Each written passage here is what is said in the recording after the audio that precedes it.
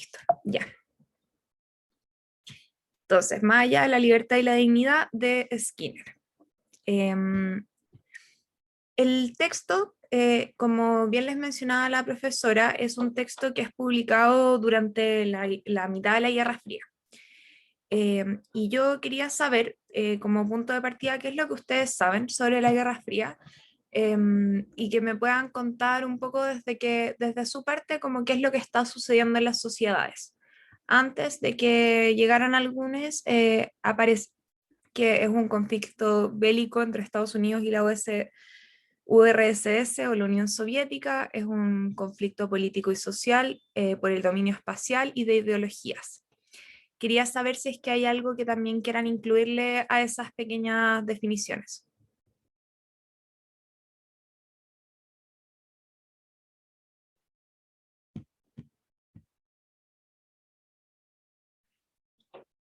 Ya. Bueno, efectivamente eso es lo que es la Guerra Fría, muy en resumen, y Skinner parte su texto ya a partir de cómo se involucran las ciencias y la tecnología en el desarrollo de la guerra. Ya parte hablando de todas las atrocidades que han sucedido en el mundo y de cómo, exacto, capitalismo versus comunismo, y de cómo todo este tema de las tecnologías y de las ciencias ayudan también al desarrollo de una guerra. Entonces ahí uno podría hacer como esta idea de que lo que Skinner busca plantear también es que las ciencias y el conocimiento, a fin de cuentas, pueden ser usados para el bien y el mal. Y yo sé que eso es algo que probablemente todos y todas acá sepan, pero no es algo que comúnmente se maneje dentro de como las ciencias, a menos de que se esté haciendo algo ya más crítico, ¿ya? Entonces, bueno, eso es en términos de lo que estaba pasando a nivel social cuando Skinner escribe este texto. Ah, yo la verdad, Felipe, no lo sé. Yo me imagino que al ser estadounidense y por todas las teorías que escribe y que no lo echan de Estados Unidos en la época, tiene que haber sido capitalista, al menos en los términos de lo que es como mostrándose socialmente y sus teorías, porque si no hubiese sido así, lo hubiesen perseguido en Estados Unidos, porque eso era lo que pasaba en la época con la gente importante. Em, Algo así como ser cristiano en la Inquisición, sí. Sí, era bien parecido y hay hartas personas famosos y famosas que fueron perseguidos en algún momento. Ahí es bien interesante verlo, porque toda la gente que tenía algún tipo de influencia y que daba señales, aunque sean mínimas de izquierda, podían ser perseguidos. Lo mismo que pasa en Chile en todo caso durante la época del 70. No, no estamos muy disociados de esa realidad. Por otra parte, y vamos a seguir conversando de esto de la Guerra Fría y de todo, pero vamos a hacer dos cosas. Primero vamos a ver esto como muy en corto historia, luego muy en corto teoría conductista para luego llegar ya al planteamiento del texto. Es cortito, el texto de por sí es corto y como que es más que nada una narración y como el flujo de pensamiento de Skinner, ya no es como un texto teórico como otros que hemos ido leyendo a lo largo del curso. Así que eso. En términos del repaso ya de los conceptos más claves, tenemos los que están acá. Estímulo, respuesta, condicionamiento clásico y condicionamiento operante. Como hablábamos antes con la profe, el conductismo en sus inicios parte como una forma de entender esto de los cómo el ambiente afecta a la conducta y comienza con Watson. Watson va, bueno, en realidad parte con Pablo y el experimento que él hace con su perro, y Watson luego continúa teorizando este tema, y lo que propone es lo que vamos a llamar el condicionamiento clásico, que ahora les voy a mostrar un diagrama un poco más completo de cómo se ve. Pero el condicionamiento clásico, en lo más básico de lo básico, lo que va a pensar es que uno tiene un estímulo, es decir, algo que proviene del ambiente, sea un ruido, sea un olor, cualquier tipo de senso-percepción que pueda haber, ¿ya? Ese es el estímulo. La respuesta va a ser cómo el organismo responde frente al dicho estímulo, cuál es la conducta que se espera a partir de un estímulo. Watson lo que va a pensar va a ser que a partir de un estímulo, si uno toma ese estímulo que es incondicionado, es decir, no ha sido condicionado para una respuesta, si lo presenta frente a o al mismo tiempo que dicha respuesta, la persona, una vez que tenga ese estímulo, va a esperar automáticamente la respuesta. Por otra parte, está el condicionamiento operante, que ya es el que se empieza a trabajar a partir de Skinner, que es un poco más complejo. Igual estos dos los vamos a revisar, ¿ya? Acá está, el condicionamiento clásico. Entonces, como les decía, está el estímulo incondicionado, que en este caso sería la comida, y la respuesta incondicionada, que sería el salivamiento del perro. Luego tenemos que el estímulo condicionado va a ser la campana, y no va a haber una respuesta. Por lo tanto, cuando se presenta la campana con el estímulo incondicionado anterior, la respuesta todavía es incondicionada porque el perro está aprendiendo a que suena la campana, comida, salivar. Pero con el tiempo y después de mucha y mucha repetición, lo que va a terminar por pasar es que dicho estímulo condicionado genere una respuesta condicionada, que sería en este caso campana se asocia con comida, puede o no haber comida y la respuesta está ahí sí o sí. Para esto les tengo un videito muy corto de The Office que hacen un ejemplo de esto. Voy a compartirles la pantalla y de nuevo que se me cambió. Ay, perdón. Es que tengo, no sé por qué los links de YouTube como que se pusieron, no sé, muy raro. Voy a parar de compartir acá y vamos a compartir por el otro lado con audio y les voy a mostrar. El video lamentablemente no está en... no tiene subtítulos, ¿ya? Pero es muy simple de entender en términos de lo que se ve y las partes habladas yo lo voy a pausar para traducirles lo que está diciendo, ¿ya? Oh, damn, that's another file. Dice, oh, acabo de borrar otro archivo. Gonna have to reboot again. Voy a tener que reiniciar. Hey, Dwight, do you want an Altoid? What do you ¿Quieres think? una mentita? Ya. In school, we learned about this scientist who trained dogs to salivate at the sound of a bell by feeding them whenever a bell rang.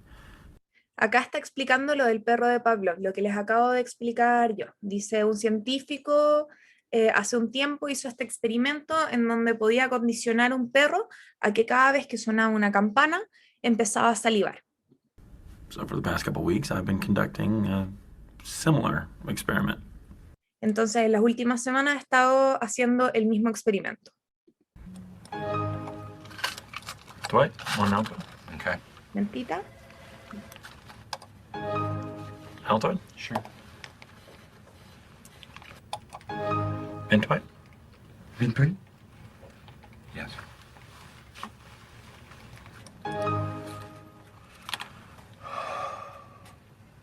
What are you doing? ¿Qué estás haciendo? What? I don't know. No lo sé. Well, my mouth tastes so bad all of a sudden. De repente la boca me sabe muy mal. Oh. Y bueno, ahí tenemos que en The Office hicieron un condicionamiento al estilo de Pavlov, como les decía antes. Ese efectivamente sería un ejemplo súper claro y fácil de entender, creo yo, respecto a cómo funcionaría un condicionamiento clásico, ¿ya? Por otra parte, el condicionamiento operante, que sería ya el que aparece más tarde, no lean esto de acá, lo de apagar el despertador y apagar el despertador, porque ni yo entiendo por qué dan ese ejemplo, es muy malo. Pero lo que me gustó sí fue el esquema que arman, ¿ya? El condicionamiento operante, entonces, como les decía, ya es un tipo de condicionamiento con más refuerzos y más profundo que el que presenta Skinner. Los horarios son es condicionamiento, no acondicionamiento, para que sepas. Pero sí, Los horarios serían un condicionamiento, especialmente, por ejemplo, las campanas en el colegio. El tema de que sonara la campana a las, no sé, 12 y a esa hora uno estaba yendo al casino. Luego sonaba la campana y uno se iba del casino. Y sonaba la campana y a uno le daba hambre. Era como que por más que uno no tuviese hambre por un minuto, obvio que sí. Uno no tuviese nada de hambre, el minuto anterior suena la campana y a todo el mundo en el colegio le daba hambre porque era ya la hora de almuerzo.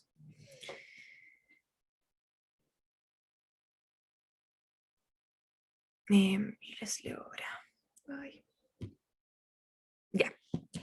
Como les decía entonces, el condicionamiento operante es un poco más complejo. Es tomar el condicionamiento clásico y llevarlo ya a otro nivel. Porque acá ya se piensa que la persona efectivamente es activa dentro del aprendizaje. Se toma a la gente que hace la conducta de una manera menos pasiva. Si se fijaban antes en el ejemplo del perro o en el ejemplo de The Office, no sabían que se les estaba condicionando. En este caso, por más que uno no lo llame condicionamiento todo el tiempo, sí se sabe, ¿ya? Uno tiene dos cosas. La primera sería el condicionamiento a través del reforzamiento de una conducta, que buscaría que la persona haga eso más. Por ejemplo, estudiar. Eso se puede hacer a través de dos cosas. Primero, el reforzamiento positivo, que sería un estímulo agradable tras una conducta correcta. O sea, darles cada vez que, no sé, se sacan un 7, los niños, darles un sticker. Eso es agregarle algo a una conducta buena. Lo negativo sería, en este caso, no ponerles el sticker para poder explicar. No toman esto un estímulo, es que acabo de ver que está como súper mal escrito esto, pero quita o evita un estímulo nocivo, no necesariamente. Es más bien que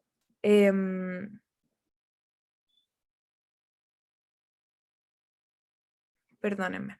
Ya, el reforzamiento negativo sería no dar dicho sticker en caso de que se porten mal. Claro, se quita el estímulo que es positivo. Luego, en el caso del castigo, lo que se haría es que el castigo positivo sería en dar un estímulo malo después de un comportamiento malo, y el negativo sería quitar el castigo, en este caso, después de un comportamiento bueno.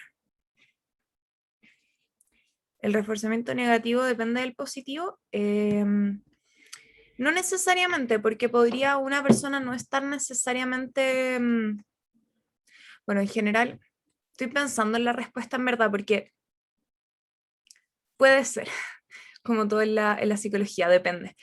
Pero si tomamos el ejemplo de un castigo, por ejemplo, que castiguemos a un niño por portarse mal, ya, no puedo usar el computador, el estímulo positivo sería quitarles el computador en este caso, y el negativo sería devolverles el computador. Y si no se le da el sticker, ¿cómo sabrá que es negativo? Porque si es que tiene a todos los compañeros al lado que están viendo que se ganaron su sticker, que están súper contentos, ¿cachai? Como que él no tiene su sticker. Entonces va a ser, ¿por qué no tengo mi sticker? Porque no te portaste lo suficientemente bien. O algo por el estilo. Las décimas en clase, exactamente.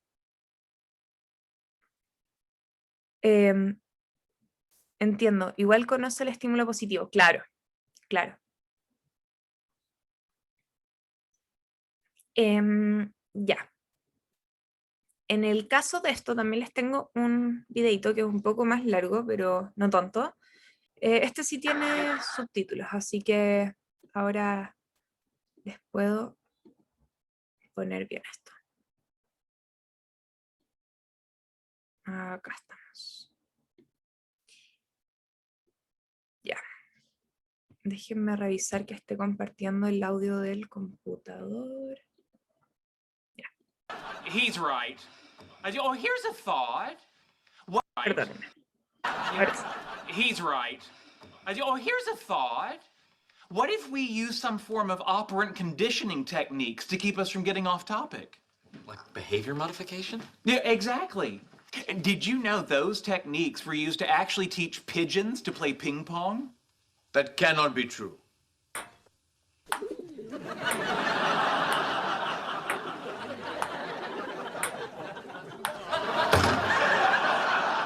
Hey, it was match point. Some psychologists perform operant conditioning with punishment. Maybe we can come up with a punishment for straying off topic. Not getting to see who wins at pigeon ping pong comes to mind. We could snap a rubber band on our wrists every time we get sidetracked. Not bad. You know, in medieval times, idle chatter was punished with a device called the scold's bridle. It's an iron cage that's locked around the head and pierces the tongue. If only we had one.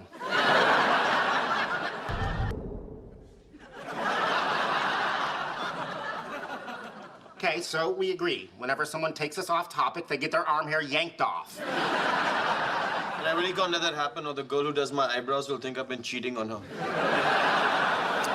All right, now, one benefit of quantum coupling. Well, no question. Who decides if someone's gone off topic?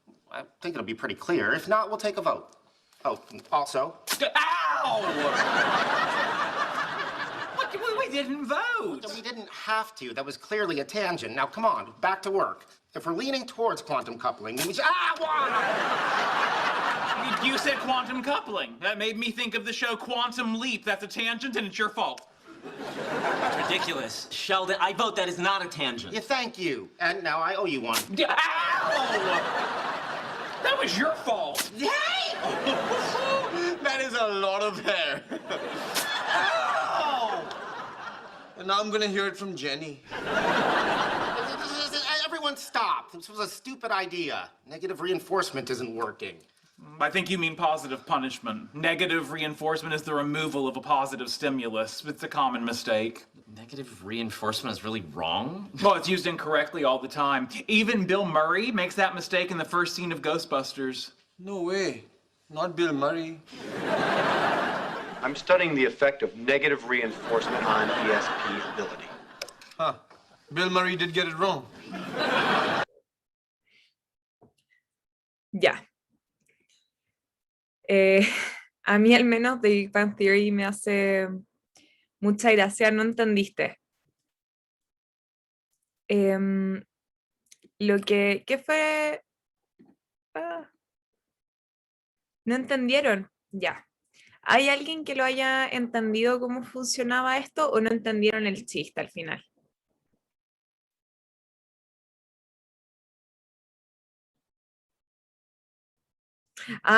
El error común sería confundir el refuerzo negativo con el castigo positivo. En este caso, el refuerzo negativo sería quitar o evitar un estímulo positivo, que acá no sé por qué dicen negativo, no pesquen esto, yo me fijé mal, ¿ya? Pero sería quitar el estímulo que es, claro, lo que es bueno. Y el castigo positivo sería el castigo, ya como el regañar, el hacer algo doloroso. En este caso, lo que estaban haciendo era que tenían que trabajar y estaban súper estresados y no estaban logrando concentrarse. Entonces empiezan a decir, pero es que los psicólogos dijeron que se podía hacer esto. Entonces lo que ellos buscan es hacer, a través de un castigo positivo, poder trabajar. Sería en este caso no sé, el que se pegaban estos scotch y cada vez que alguien se distraía tenían que quitarse el scotch. Entonces ahí, bueno, se empiezan... Exacto. Súper bien, Maca. ¿Ahora entendieron mejor de lo que se trataba? Ya, perfecto. No, si lo del error común era lo menos importante. ¿Qué es lo que no entiendes, Felipe?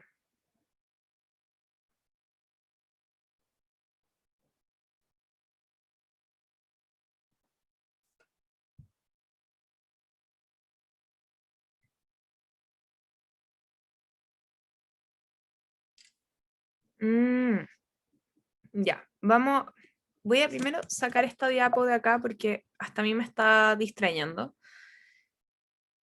El refuerzo es una manera en la cual tú buscas, le agregas, ya, más fácil. El refuerzo es agregarle algo positivo a una conducta. En este caso, esto es todo por refuerzo. Ya campana, comida, eso ya sería un refuerzo como de que cada vez que suena la campana, comida. Eso genera la respuesta. Es como un valor agregado, exacto. El castigo es quitarle algo, de cierta manera. Piensa en quitarle el computador al niño porque se porta mal. Piensa en quitarle la libertad de, no sé, ir a jugar. Es un valor agregado, no necesariamente, no es que la persona siempre tenga que quitarle algo, también puede ser, por ejemplo, en este caso era el dolor, ¿ya? Pero esas no son a través del placer, sino más bien es a través del castigo. Lo de lo positivo y lo negativo, ya, es que cuando el castigo es positivo, tú castigas. Cuando el castigo es negativo, tú quitas aquello que es malo. Ya, por ejemplo, en el caso de que no hubiese necesariamente un castigo previo, lo que podría hacer sería que el niño hace, no sé, se me van como las ideas cuando trato del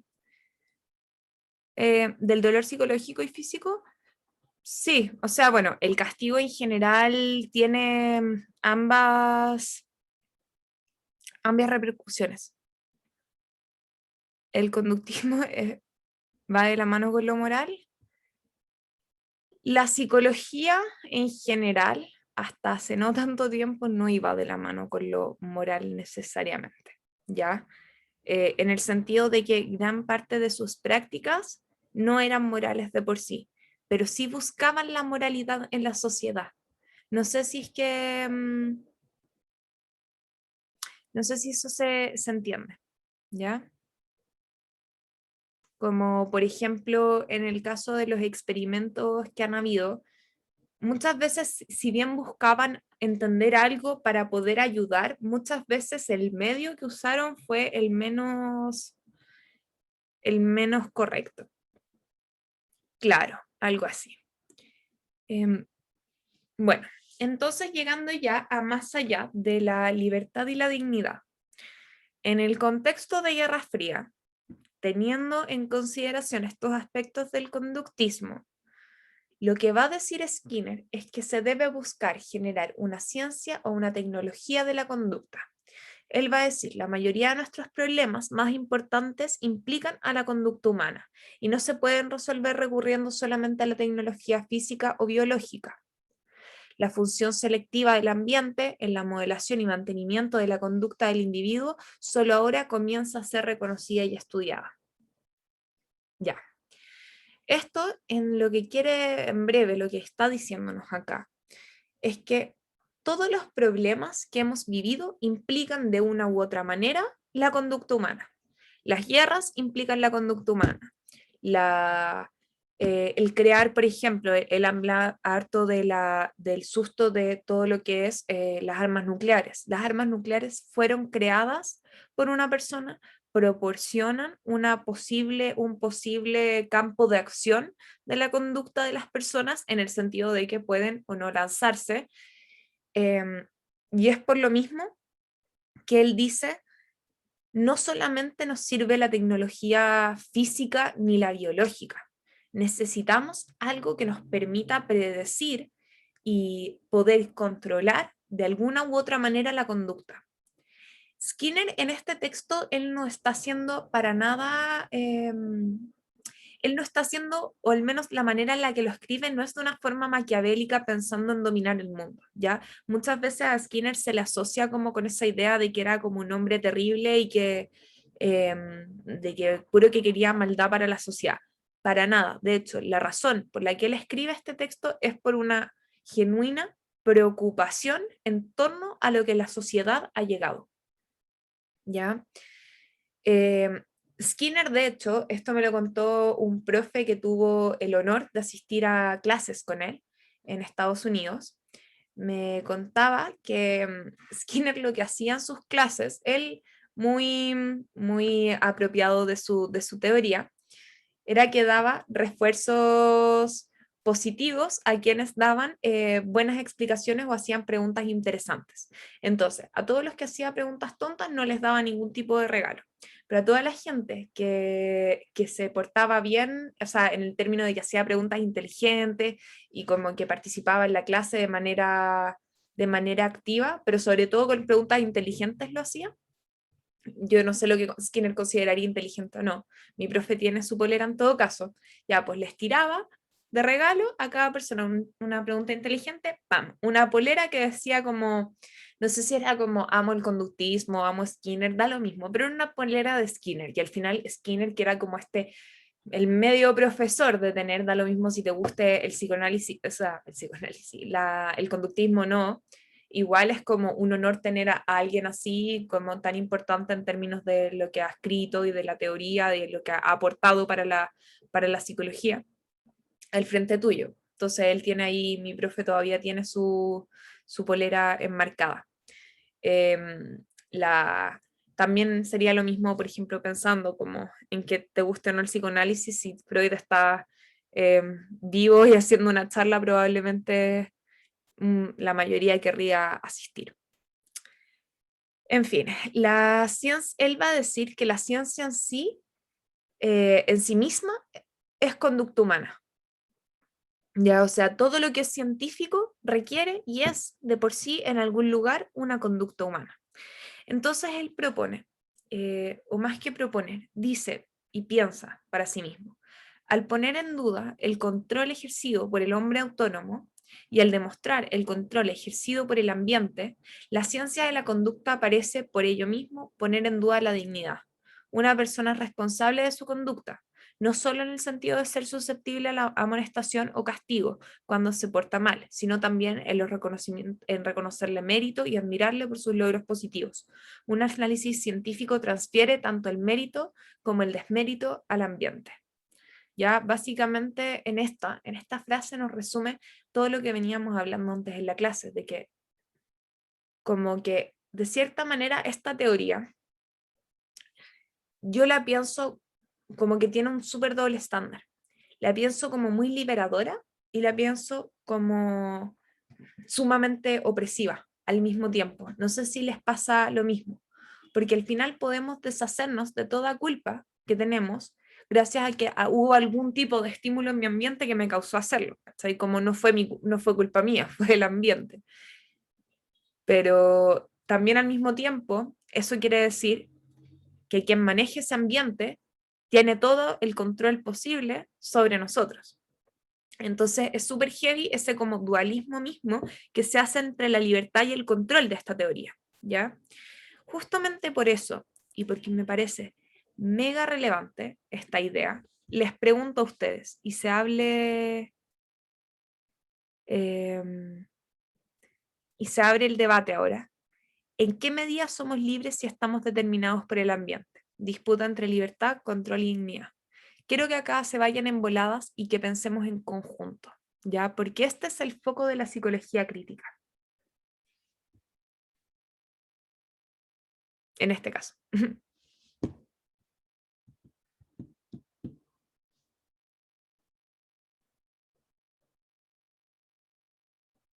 Bueno, mientras piensan, sí, obvio. Sí, es importante pensar esto. Les cuento así súper cortito. Esta foto es en realidad una foto de una escena de una película que se llama Across the Universe, que es es como un tipo musical, pero no quiero decirle musical propiamente tal, pero cantan, ¿ya? Cantan y bailan, sí, con las películas de los Beatles, o sea, las canciones de los Beatles, toda la película es narrada a través de canciones de los Beatles sobre la guerra de Vietnam, ¿ya? Esta específicamente es una escena de una canción que se llama I Want You de los Beatles, Y si tienen tiempo, por último, después les puedo poner esta escena, porque yo al tiro, una vez que pensé en esto, pensé en esta escena que para mí cuando la vi igual hace harto tiempo, fue súper, súper heavy. Me quedé como con una sensación así como de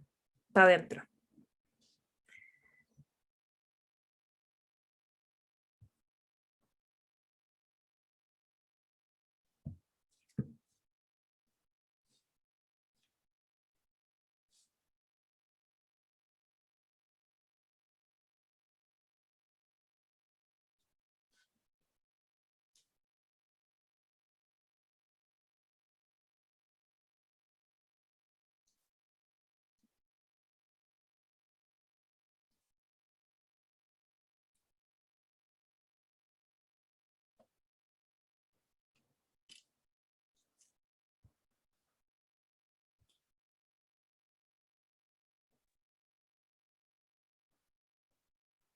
Y sí, yo a modo de discusión, o sea, porque en verdad la pregunta está así como bien difícil, o ¿Ya? sea, en el sentido bien compleja, pero a mí lo que me pasa un poco con...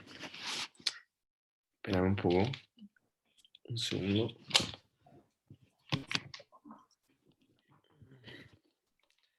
Al menos con lo que plantea Skinner Ujú. o con el conductismo en sí, es que sí finalmente existe como una dependencia, como que veo poca libertad en esa dependencia de ya sea el premio o el castigo, porque al final creo que es súper efectivo el método, pero existe súper poca autonomía en cuanto al desarrollo de su propia quizás creatividad humana. Eso Mm. se me viene a la cabeza al menos el conductismo y de alguna manera toca esos temas. Sí, súper bien. de- Y justamente ese es el debate, pues. Ahí está, ahí está. Yo tampoco espero que me den una respuesta porque yo no la tengo. Esto es solamente para conversar en términos de todo esto, como la complejidad del asunto. Mm, Chat. Defenderse siempre será generado por un ambiente internamente. La idea de defender al género determinado palabra, acción generada. No sé defenderme, también incluso genera impacto en mi ambiente. O sea que impacta desde el interno a externo. No sé, para pensarlo. Pensaba en hablar, pero me puse a escribir. No, perfecto. Y, y, y sí, y ahora creo que prefiero compartir una experiencia personal, así como para explicar eso que escribí ahí. Perfecto. Yo vivo en una periferia ¿Ya? y cerca de mi casa hay harta gente que se droga. Ya. Y una de las personas que se drogaron eh, amenazó a mi mamá y a mi hermana. Nosotros somos una familia súper tranquila, nunca nos metemos con nadie. Entonces yo me vi en la posición de hermano más grande y tuve que defender a mi familia. Pero eso no hubiera generado nada sin el ambiente, como sale ahí, como está escrito en el conversatorio, y no hubiera pasado nada, porque eso después generó otras cosas más. En el caso de que yo no hubiera defendido a mi familia, hubieran pasado cosas feas, trágicas. Mm. Pero también coarta la libertad cuando una persona, en este caso no en su sano juicio, haya querido eh, arrebatar la tranquilidad de nosotros. Claro. Entonces, si en el caso de que nosotros no nos hubiéramos defendido como familia, esto sí claramente no hubiera afectado a nosotros hasta nuestro ánimo. Porque si yo hubiera reprimido esa emoción de querer, no sé, porque hay personas que no hacen eso, porque quizás reprimen mucho las emociones, porque se dejan llevar mucho por el ambiente y son generalmente personas, no sé, medias sumisas quizás en varios puntos de sus vidas. Entonces, yo lo veo desde lo personal, pues, como algo que pasó. Eso se puede representar en muchas cosas a nivel social. Pero si una Claro. persona no es digna quizás de decir no, o de marcar los límites frente a una situación tensa, claramente sí va, al menos lo digo así, sí, sí afecta, sí, hasta las emociones, pues una persona que se reprime cambia hasta sus formas internas de ser. Claro. Entonces, no sé, lo quería compartir. No, y Eso. súper bien, y muchas gracias también por contar esa experiencia. Tiene que haber sido algo súper difícil para ti y para tu familia, así que muchas gracias también por compartirla. Sí, efectivamente. Yo de hecho pensando en términos también, que justo hoy día hice una clase en la mañana, una tutoría sobre adicciones.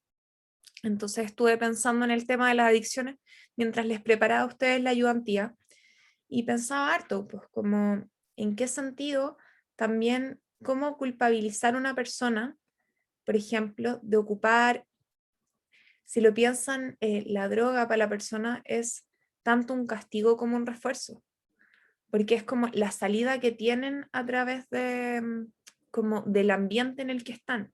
Y muchas personas, la gran razón, o sea, como en general, uno de los determinantes más grandes para el abuso de sustancias y las adicciones son los factores psicosociales. Entonces, como cuál es el punto, en qué nivel la persona realmente es culpable de su adicción y cuánta es la culpa del ambiente, ¿ya? Y luego cómo esa adicción influye en la persona y de qué manera tanto la refuerza ni se castiga. El refuerzo es bien claro, porque bueno, cada vez que siente malestar en términos de la, perdón, me llegó un mensaje. Buenas noticias en todo caso. Me van a pagar el bono fiscal por el retiro del 100% de mi AFP durante el año pasado. Disculpen, me distraje. Voy a estar como en la serie esta de... me voy a tener que sacar scotch. Bueno, lo que les decía, es súper complejo. Acá en el chat dice, perdón, se me fue Luis, levanto manito. Así que, por favor, Luis. Lo que pasa es que, hola Isi, mira, lo que pasa es que igual en la clase, por lo menos yo entendí que lo que propone Skinner es que no estamos determinados, sino más bien condicionados. Porque al fin y al cabo, al estar determinados no podemos tener libertad. En cambio, si estamos condicionados, y ahí también involucra lo que sería tanto el control como la dignidad, nosotros podemos decidir a través del placer o el dolor o de estos estímulos, siendo que pueden ser castigos para nosotros o también pueden ser estímulos. No eran estímulos, ¿cómo se llamaba? Castigo y... Reforzamiento. Reforzamiento. Como castigo y reforzamiento, entonces ahí tiene que ver nuestra dignidad, cómo participamos dentro de la sociedad, pero en este caso tendríamos que estar condicionados por el ambiente y no determinados. Al estar determinados no existiría ni control, o sea, sí existiría un control, pero no existiría dignidad, no podemos decidir ante la situación. Muy bien. Saben que yo quiero decir esto fue una trampa que la puse a propósito y quería ver si es que alguien se daba cuenta, así que si tuviese ahora lo voy a cambiar, si tuviese ¿cómo se llama esto? Un sticker, te lo daría como Skinner, una polera. Quiero mi polera. Ya, yo me encargo, si es que algún día llego a ir a la facultad de ustedes a hacer ayudantía en algún momento, prometo llevarte, por último, comprarte un café como refuerzo positivo en su momento, ¿ya? me comprometo, pero me tenéis que acordar, me tenéis que decir, yo fui el que te recordó de cambiar de Sí, colegio. yo soy el condicionado. Claro. Decía que Sepu, levanta mano. Aló, hola. Hola. Hola a todos, todas, todos. Mira, yo lo que quería comentar era que realmente yo creo que no hay una sola respuesta para esto. Valiéndome del depende, creo que depende mucho del lugar y de las condiciones en las que uno nace y se cría. Creo que la educación es una manera de realmente uno despertar y darse cuenta de este condicionamiento que uno sufre en el ambiente, pero que si no es a través de esto, nosotros estamos casi completamente condicionados. Las opciones de vida que nos presentan dependen netamente de dónde somos, dónde nacimos, en qué familia vivimos, ¿cachai? Entonces, la educación es una manera de salir de esto, pero si no, nosotros estamos muy condicionados. La tele nos condiciona y la tele está orientada para cierto público en específico. Entonces, tenemos por todos lados influencias que coartan esta libertad. Y recién en la toma de conciencia y comprender de qué manera lo hacen, como que te entrega un poquitito de libertad para elegir si seguís metido ahí o intentáis algo distinto. Pero eso, creo que estamos fuertemente condicionados por el ambiente. Muy, muy bien. respecto a lo que tú dices, hay una teórica feminista ya, que habla en términos de la opresión a la mujer, pero creo que se podría extrapolar a generar los determinantes sociales y también de clase y de todo. Ella se llama Marie Wollstonecraft y escribe un libro. Ella es de las primeras teóricas feministas en pleno tiempo de Revolución Francesa, obviamente mujer, 1700, imagínense, y ella parte para escribir un texto que al menos a mí me... Exactamente, y así se escribe súper bien. Un texto que te digo al tiro el nombre, pero me lo leí hace súper poquito, pero soy pésima recordando los nombres de las cosas que leo.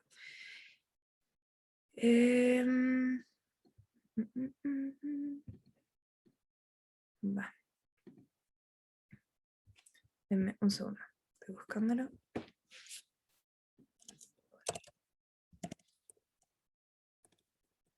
Bueno, pero justamente lo que escribe es que ya, la reivindicación de los derechos de la mujer. El capítulo que yo estoy hablando en específico, perdón, vindicación de los derechos de la mujer, un capítulo que se llama Discusión sobre la opinión prevaleciente de carácter sexual. Ella en este capítulo lo que hace, que insisto, es, o sea, maravilloso, es justamente hacer una crítica a que cómo puede ser ya que a las mujeres se les obligara o fuesen esperadas y condicionadas para casarse antes de ni siquiera haber experimentado el mundo, que nunca se les daba la oportunidad de educarse. Entonces, ¿cómo esperaban que las mujeres pudiesen ser alguien, ¿cachai?, dentro del mundo, si nunca se les daba esa oportunidad? Ella habla sobre la educación, también, bueno, ella es bien... Es complejo igual a veces entenderle porque es de otra época y también porque el conocimiento y la concepción de libertad y de lo que se espera como derechos para las mujeres es muy distinto a lo que nosotros conocemos hoy en día. Ya ella todavía tuvo o sea, tiene todavía como hartas cosas de carácter religioso dentro de su texto, pero como les digo, es bien, bien chora. A mí me emocionó leerla porque fue como, ¿qué pasaría si ella estuviese hoy en 2021 acá con nosotros y nosotras, como, y viendo todo lo que se ha logrado y también todo lo que falta? Pero igual, era como ese momento de decir como, mira, por lo menos yo estoy acá, ¿cachai? Yo estudié, yo tengo todas estas cosas que ella nunca jamás tuvo. También tiene toda una crítica hacia el amor, ahí mismo en ese texto, respecto a que las mujeres solamente pueden sentir amor cuando, realmente experimentar el amor cuando están siendo sometidas, porque realmente el amor que se esperaba en esa época, el amor romántico que se esperaba en esa época, era de una mujer que lograra simplemente responder a las necesidades de su marido. Entonces que cualquier mujer iba a terminar por resentir a su marido, al menos que fuese completamente ilusa, ¿ya? Sorprendentemente, ¿sabes qué? No tuvo un final trágico. Marie Wollstonecraft, no sé de qué murió, pero sé que no fue una muerte... La estoy buscando. Sé que no fue una muerte terrible. Marie Wollstonecraft vivió poquito, eso sí. Murió bien poco, o sea, vivió bien poco, vivió como 40 años. Pero si no me equivoco, murió de una enfermedad o algo por el estilo. Sé que no la mataron. Pero bueno, eso. Me da ánimo al menos, los tiempos vayan cambiando, cada vez despertamos más y nos condicionan menos. Nos imponen todo carné verde ahora. Sí, bueno, ese tema del carné verde yo también lo veo bien problemático en muchos sentidos. Porque, bueno, mi papá llegó así súper contento hoy día a contarme, mi papá tiene 76 o 77, ahora me perdí. Creo que bueno, sobre los 75 años. Y llegó hoy día a mostrarme que tenía su carné verde. Y yo pensé, que bacán, ¿cachai? Bacán, mi papá puede ir a ver a sus otros hijos, que viven fuera, mis hermanos viven fuera, de Santiago, bacán, puede ir a verlo, pero al mismo tiempo yo dije, ¿y qué pasa con toda la gente que no se puede vacunar? No que no se quiere vacunar, ahí ya entramos en una discusión distinta, pero toda la gente que no se puede vacunar, la gente que no onda, tiene reacciones a las vacunas, que existen esas personas, y son varias, ¿qué pasa con ellos? No van a poder salir nunca más de Santiago porque tienen una reacción alérgica a las vacunas. Ya como cosas así que yo me empiezo a preguntar y digo, ¿cómo puede ser que yo, en términos así como, no sé, pongámoslo de alguna manera, pendeja, me doy cuenta? Y no el gobierno, ¿cachai? Que se supone que tienen que ser las personas, pero bueno, no me voy a poner a hacer una charla política en este momento, pero es bien heavy esto. Las medidas de prevención de los contagios de la pandemia, una serie de condicionamientos de castigo positivo, por ejemplo, las multas del ambiente en pandemia, y nuestra dignidad es cómo actuamos frente a esas medidas, nuestra responsabilidad. Exacto, y ahí está la responsabilidad individual, la responsabilidad social, y qué pasa también con la gente que bien existe, de nuevo, como volviendo a complejizar esto. Existe la gente que no sale porque vaya a ir a carretear a estar con, no sé, 100 personas, sino que hay gente que realmente sale porque no tiene de otra opción, porque tiene que trabajar, porque necesita ganarse algunas lucas para poder llegar con plata a la familia. ¿Qué pasa ahí? ¿Qué pasa con esa persona? Si la multan, le ponen porque además lo más chistoso es que las multas más caras se las dan a las personas más pobres y las multas más baratas son las que se las ganan, se las sacan, por ejemplo, los de Cachagua, que al final se sacaron el cacho en nada, ya como no me acuerdo en cuánto tuvieron que pagar, pero es bien cuático da rabia, po. Da rabia, y si a ustedes no les da rabia, a veces es bueno enojarse con estas cosas porque son situaciones súper complejas y que lamentablemente si es que a uno no se le impone en algún momento un pensamiento crítico y no se te enseña a pensar críticamente, uno no piensa jamás en lo que realmente uno es súper iluso. De hecho, yo a veces pensaba, quizás yo habría sido mucho más feliz si no hubiese estudiado, ¿ya? Porque de repente yo pienso como, qué fácil la vida sin saber nada, pues. Qué fácil, al final, sin estarse cuestionando el mundo completo.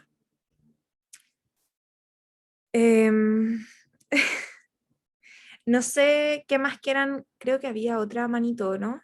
Me fui... ¿No? No. ¿Hay más manos levantadas? No sé si alguien más quiere agregar otras cosas acá. Pero súper bien, Luis, el ejemplo que da sobre el condicionamiento y el castigo. Completamente. Qué suerte, como que te alimentan, te hagan cariño y dormir. No hay que hacer nada.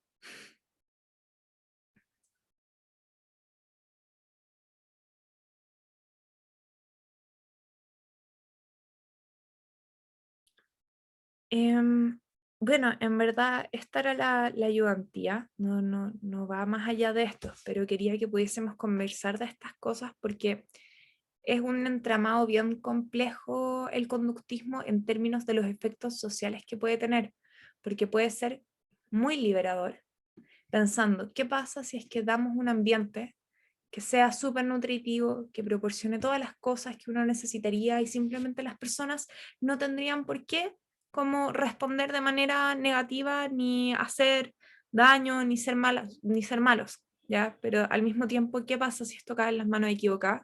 ¿Quiénes son quienes están al poder y quienes controlan, por ejemplo, qué estímulos se nos presentan en general?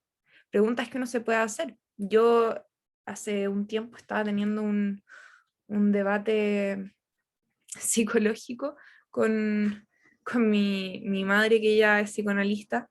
Estábamos hablando de quiénes son las personas al poder.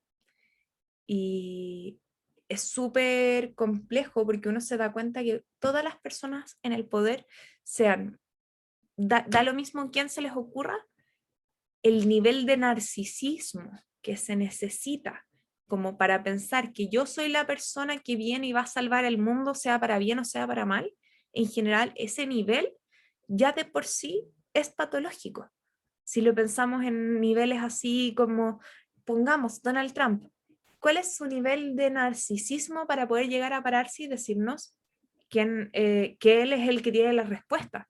¿Y cuál es el carisma que tiene que tener esa persona para que además voten por él? O bueno, en Chile, con Piñera y con... Bueno, ustedes saben, po, como, cuál es ese nivel de narcisismo de pensar que una persona puede tener la respuesta, en general. Y sí, es bien irrealista porque estamos llenos de estímulos negativos.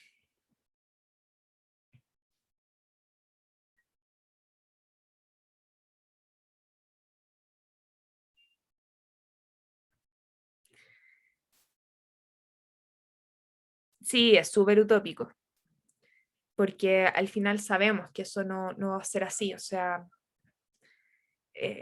y qué pena que sea tan utópico, pero al mismo tiempo yo pienso que algún sentido tendremos que encontrarle a todo lo que ha pasado para buscar algo mejor para la sociedad, porque si no, lamentablemente el planeta no va a durar mucho más aguantándonos. Yo soy de esas personas que piensan que el COVID es un karma del planeta hacia nosotros por maltratarlo tanto. Realmente desde el primer día cuando empezaron las noticias así como de que se estaba expandiendo esta pandemia, yo lo pensé, yo dije, este es nuestro castigo, sea así o no sea así, pero no sé si es que hay una cosa divina que lo impuso de esa manera, pero lo pienso como, no es coincidencia que hayamos hecho pedazos del planeta y que aparezcan estos bichos. O sea, puede sea de porque apareció un bicho extraño, puede ser porque en la Antártica se descongeló por el calentamiento global y aparecieron bichos prehistóricos, da lo mismo. El tema es que igual están acá, y están acá, ojalá que por algo, porque si todo fuese, yo soy mala para pensar que no hay ningún sentido detrás de todo, no soy tan existencialista porque realmente me deprime. Entonces, para tratar de buscarle algún tipo de significado a la vida, trato de pensar que el planeta nos está castigando. O los animalitos que bajaron de los cerros, también. Eso, no sé si tienen preguntas o algo más que comentar al respecto del tema, sino para parar la grabación.